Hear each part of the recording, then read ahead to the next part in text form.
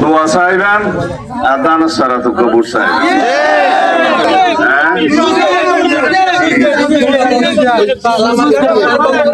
আমার কাটার মধ্যে উপর জায়গা দুয়া সুইচ গেট করে দিলাম না না আচ্ছা বেকুন কথা বলতো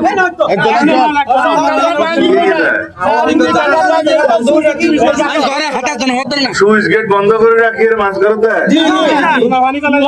চেয়ারম্যান সাহেব না